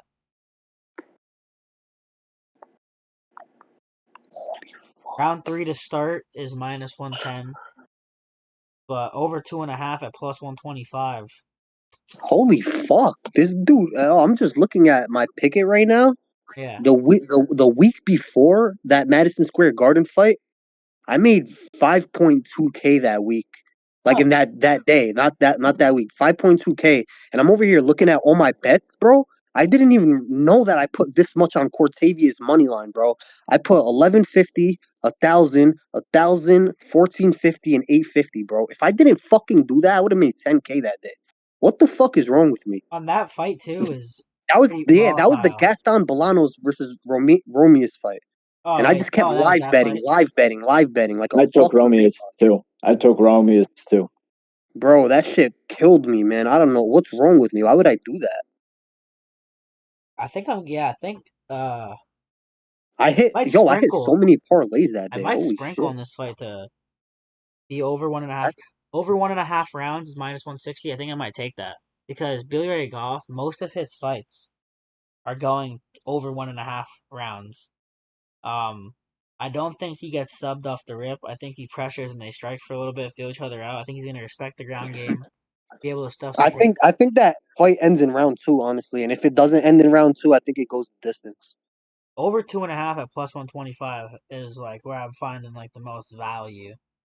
Like, fuck that. Where I'm finding the most value is Brahimaj decision plus 1,000 because I could easily see him holding him down for like the first 2 rounds and then them finally striking in the 3rd round and him not getting a finish. I Might think get Billy Ray dropped in the Goff. third round. Billy Ray Goff is stronger than Brahimaj. I think Brahimaj has the slicker submissions, obviously, but when you look at when he fought Themba, he was getting controlled completely. I genuinely think if Billy Ray doesn't win this by knockout, he's not gonna win. I'm looking right now. Brahimaj has never been knocked out. It has won, but it was by injury because his ear almost came off. Oh, I remember that. So he's never been knocked out. He got a chin. So the over is looking even better now. Because if Billy Ray Goff's not knocking him out, I think he can outstrike him for 3 rounds and control him against the cage as much as Damn, their I didn't fight. even know that Rami's never been knocked out. Yeah, it says 1, but when I look for his record, it's injury to Max Griffin in 2020. So Ramiz does have value, maybe on a spread. Ramiz spread. Yeah, I think I'm gonna look at that right now. What are the odds on that? Because if he's not gonna get knocked out, he's not gonna get submitted. That means that he's gonna go to decision or he's gonna win. So +3.5, Ramiz. Or just a Plus one plus like forty. he was Plus just like one a plus forty. 3. Plus 140, bro. On +3.5. I love it. I love it. Yeah, but that also you got to come into play that if he gets finished, then that goes in the garbage. Yeah, but I don't think he's getting finished. That's what the whole point of me taking the players. Actually, fuck that. Ramiz Brahimaj +7.5 is +100. He has to win one Wow, round on one card, and it's plus money. I don't. wow, If he's never been knocked out he's never been knocked out. He's only been his ear hurt. bro, and he's a savage too, And bro. Like Billy he's Ray a Goff has warrior. negative gas tank. The only thing that worries me about that, Mike, is that he's literally a warrior. Like he'll like live or die going out on his shield, bro. Like he doesn't care. Doesn't seem like he's dying at all. That's the one thing that worries me about him. Yeah, I don't know. If he loses this fight, he gets cut. So I think he's worrying more about winning the fight. I don't think he gets knocked out. I don't know. So I like Ramiz by decision +1,000 honestly, and I like Ramiz by submission I like +550. I like the over 2.5. I like Ramiz +7.5, and Yeah, I like that too +7.5 I like just in case. Billy Ray Goff by decision. I think he can win 2 off striking, and they're gonna give it to him because he has more of a fan base and he's younger. 6-year age difference matters. So I'm gonna take officially Billy Ray Goff by decision, which is good odds for such a big favorite. I think the over 2.5 is my favorite play though. For this fight, I'm going with the dog. Even though I like Billy Ray Goff, I think the dog is gonna win. I wouldn't doubt I it. think I don't like. It's not necessarily that I think he's gonna win. I think he's a great value play, 1,000,000% amazing value play. +7.5 is probably my favorite if I'm really thinking about it. Because I think it's going to the distance or at least over 2.5, and I think the finishing potential is on the submission threat from Ramiz. So if Bro, I think somebody's gonna get finished this fight, bro. The way they were talking in media days, like they both want to finish. Billy Ray Goff is over here saying he's trying to like his goal is to get a fight like a fight of the night or like a bonus every single fight like Justin Gaethje, and that yeah, he wants to beat Oliveira's record in bonuses, which is like 20. So he he's was gonna be saying like brawling. Yeah, he plans to go out there and win by spectacular fashion no matter what. Like he's saying he wants to highlight yeah, but and then it goes to Ramiz on the media day, and Ramiz is over here saying like, yeah, like I think one of us is gonna get finished, blah blah blah. Like I don't see this fight going far. You know what I mean? So I yeah. don't know, bro. But if you're looking, he's saying that, but he goes to decision in his last fight against Trey Waters, and he's trying to get. You got to fight. There's probably fight tonight, and he has no gas tank whatsoever. Billy Ray Goff has no gas tank. He was almost dead in the third round. Like he literally sat down, and they were like, "Focus." He's about to I gotta pass out. rewatch. If you go watch him against Trey Waters, it's on Fight Pass. Um, you're gonna see it. He went to the third round and was almost dead. He lost the fight because of it. The Yusaku Kinoshita fight where he knocked the dude out. he knocked him out with a body shot. Like, he put him down with a body shot. He was getting picked apart before that. And there's another one that I saw. I think it was Matt Navis, but that was in like 2021. That was a quick one.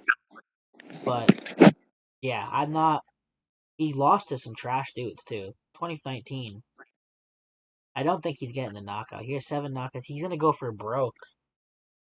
But if he couldn't knock out Trey Waters, you think he's knocking out a dude who was never knocked out?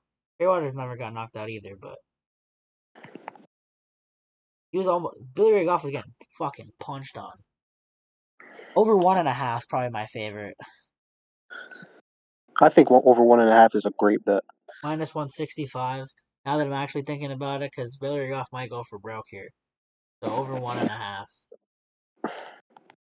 What do you guys like on this? Unc. Or Hot Hand? Any of you guys alive? Yeah, I think it's Reese sub or Billy Ray Goff by knockout. I don't really want to touch money lines because I could see both way. I don't really like the round props because I could see an early knockout. So I don't know. I don't really want to touch You this said fight. Billy Ray, knockout or Reese sub. so like the under pretty much or the knockout of the distance.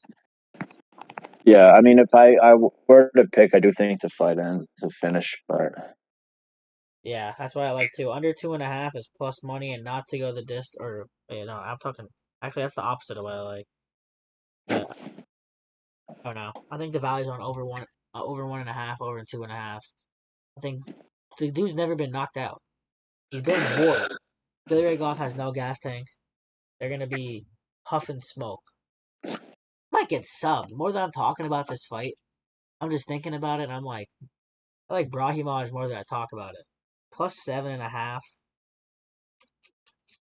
I don't know. I just think he could get him early. I think if the knockout happens, it's early, and if the sub happens, is if Golf gasses out and Remise is, hits him with like a simple trip. He falls. He instantly tries to do like a basic stand up and gives up his back. Or if he's in the front, he throws in a guillotine or a Dars or something like along those lines. But I don't know. I could just envision a finish here. The dude Billy Ray Goff fought on Dana White Contender Series was from Israel, so no comp. Then was getting beat up by Usyk before the body shot, and then lost a fight against Trey Waters. I can't play his money line. I really can't. I think he somehow wins though because of his popularity. He might get a robbery decision. I'm taking the fucking over 1.5. I swear to God I am. We'll move on. Or wait, Unc, are you alive? Before we move on, I think Uncle Money stepped out. We'll move I on think he then. ran off the slots. He might be Yeah, spinning. we'll go to the co-main. We got Gamrot and Klein. This is gonna be a banger in my opinion. I was just filming this or taping this earlier. So Gamrot, strong grappler. He's an American grappler, but he has a European style. Like he doesn't really lock his hand behind single legs or double legs. Unc, you got your camera on. He's about to dog. Yeah, because I was trying to tap in with my microphone and it wouldn't work. It's all good. I'm so off with the graphics right now. I haven't I haven't transitioned them right. My bad, gang. But Gamrot money line. what do you like for the fight before? Billy Ray Oh, Goff I versus thought I said I want Brahim. Oh, I want Brahim by sub or Billy Ray Goff by KO. All right. Well, Hot Hand said it, but that's my pick. So that's the under. So the under or the night to go the distance. Yeah, not to go the distance. Okay. Minus 210. All right. Gamrot versus Leavitt Klein. Gamrot's a grappler, like I just said. He has some pretty decent striking. It's more like force rather than like precision, but he does tag up. His last fight, I believe, was that loss to Dan Hooker. I thought he won the fight, in my opinion. But Dan Hooker is a demon, and he had so much reach on him that it was just a bad matchup. I think that Dan Hooker has way better takedown defense than the Klein. Even though the numbers Leavitt Klein look good, he's not going against guys with strong offensive wrestling. Thiago Moises going for takedowns against this dude. Like, it's not guys that are actually out here with wrestling credentials. Leavitt Klein does have decent value at the money line, but I'm not going. I think he's gonna lose this fight. I'm pretty certain on Gamrot on this one in the apex with the smaller cage. He's gonna be able to track down Klein, get through the shots, control. It might make it dicey with the damage type shit, because you know how the judges be. Dude can control someone for 11 minutes in the fight and lose, so might get dicey that way. But I think that Gamrot and over 1.5 rounds, minus 125, is a good play. Anything with Gamrot and the over. Gamrot by decision, it's like minus 105. Alright, I do like that. I think there's value on Gamrot by submission. Because although he's not like a big submission guy, if he has him on the ground after a striking exchange, I just don't think that the odds are really respecting the actual chance of it happening. I'm trying to pull it up right now. I think it's plus 800 or something around those odds. Submission. Yeah, plus 800 for a Gamrot submission. I think it's plus 900 on another book. But plus 900 for him to get a submission, it's a grappler versus striking matchup. I'll take that with value any day. So I think Gamrot wins the decision. I think you could take a shot with minimal units on a plus 800 right there for Gamrot to lock something in on a gassed Klein, because they both gas, but Klein gasses, so that's bad on a defensive wrestler who's not really a wrestler. You said you have the money line on Gamrot, Unc? Yeah, I got Gamrot's money line. I just think that like the wrestling overall. I mean, I think Gamrot's a really good wrestler, and Ludovic Klein is a really good wrestler as well. So I think it comes down to the striking. And watching Gamrot, like at one point they were talking about Gamrot being title contender, and he does have good entrances when he does enter on his exchanges, and yeah, I mean, I think that I just think Gamrot's gonna squeeze it out. I mean, they're not too far ahead in age or anything like that, so Gamrot's money line is what I'm rocking with. I think the over two. I think that the over is a pretty good play too. It's pretty juiced. Over 2.5 at minus 310. You're getting the fight to go the distance at like minus 250, around those lines. So that could be a parlay piece. I don't see a finish in this one. Klein is a good striker, but you're taking lotto picks with the finishing on either side. I think that Gamrot's going to be able to use his grappling in the apex smaller cage, and be able to sneak out a win.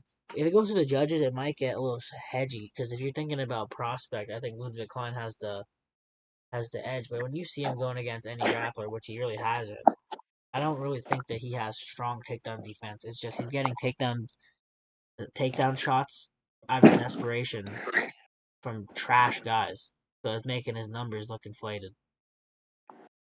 But Mo, what do you have for this fight? I'm conflicted on this fight, to be completely honest with you. I'm a huge Ludovic Klein fan, and I've been watching him like since he joined the UFC, and I've always been high on him. Like when you watch him, you could just tell like how skillful he is. Like his technique is beautiful. You know what I mean? But I don't know, bro. People overrate his takedown defense. Like people talk about like how like he stuffs every takedown. He has like a 90% takedown defense, but gotta realize who the fuck were the people trying to take him down, bro? Ignacio Baja Roosevelt Roberts. Who the fuck was trying to take him down, bro? Come on, be Fucking realistic now. He's never had somebody like Gamrot try to take him down like that many times, and the way that Gamrot can push the pace. You know what I mean? Yeah, and depending on how big Gamrot looks in the scales, that's gonna matter too. Because I think Gamrot. Yeah, because Ludovic Klein is like 5'6" or something like that. What is it? 5'6" or 5'7". He's a bit Yeah, shorter. so I think Gamrot is gonna be bigger, but you also gotta realize Ludovic Klein is fucking good, bro. I know Gamrot has never been finished, but like, yo, if Ludovic Klein works his body, I think he could get a round 2, round 3 finish by body shot. Wait, everyone has Aaron Blanchfield here. What do you got? Yeah, Unk? 100%. Unk, do you have Macy Barber? I don't think Unk's still here. But yeah, I think everyone's on Macy Barber or Aaron Blanchfield here.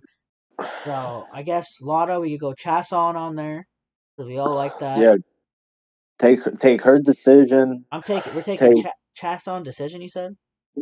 Yeah, take her decision.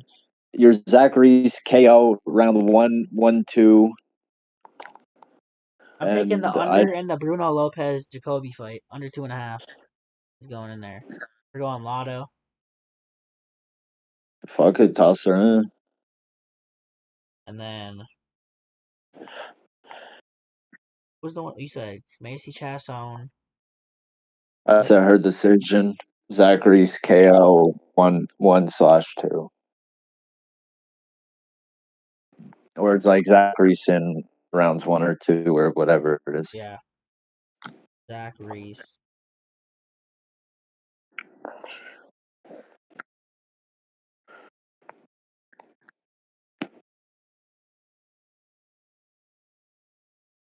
I'm trying to see if they have those things where it's like knockout rounds 1 or 2. Yeah. It's plus 125, so it ain't even that much off. I might as well take the rounds 1 or 2 minus 140. That is. Alright. Just gonna take the knockout one.